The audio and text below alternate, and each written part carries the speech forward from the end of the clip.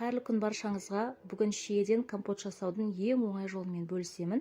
Мүмкін білетін де боларсыздар, бірақ білмеген болсаңыздар, осы рецептпен жасап көріңіздер. Алдымен шиелерімізді жақсылап жуып аламыз. Банкілерімізді алдын ала жуып, осылай буға 2-3 минуттай стерилизовать етіп аласыздар. Видеода көріп тұрғандарыңыздай, осылай алақаныммен 2 рет шиелерімізді саламын, жуып тазаланған.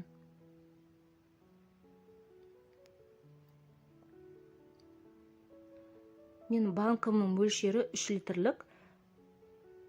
Енді әрбір литрге 100 граммнан, яғни менде 3 литр болғандықтан, мен 300 грамм қант саламын. Менің стаканымның мөлшері 150 грамм, сондықтан 2 стакан қант салдым.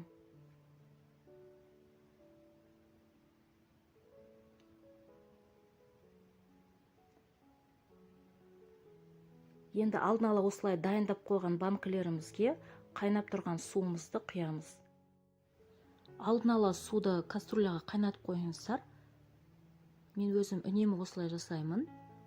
Ішіндегі шиелері де қысқа дейін өзінің формасын ұстайды, ешқандай жаңағыдай жұмсарып, былжырап кетпейді. Өте дәмді болады. Алғашқыда осылай суы ақшыл болып тұрғанмен, компот толықтай суығаннан кейін қып-қызыл болып шыға келеді.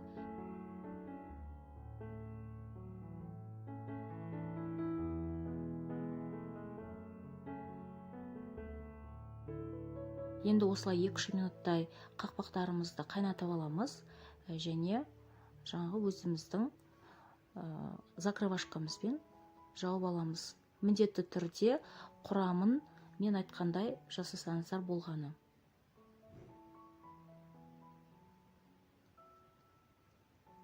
Міне мен бәрін осылай дайындап алдым. Енді үстін жауып болғаннан кейін крышкасын осылай астына кішкене сүлгі төсеп, ары-бері ішіндегі қанты толықтай ерігенше осылай қозғайтын боламын. Көп уақыт кетпейді, 1-2 минутта осылай кішкене ары-бері аунатсаңыздар, ішіндегі ыстық суға бірден еріп кетеді қанттары. Міндетті түрде барлығын осылай қантты ерігенше осылай қозғау керек. Енді жылы жерге осылай үстерін орап қойыңыздар. 2-3 күннен кейін осылай қып-қызыл болып шығады. Каналыма тіркелмеген болсаңыздар, тіркеліп қолдап қойыңыздар.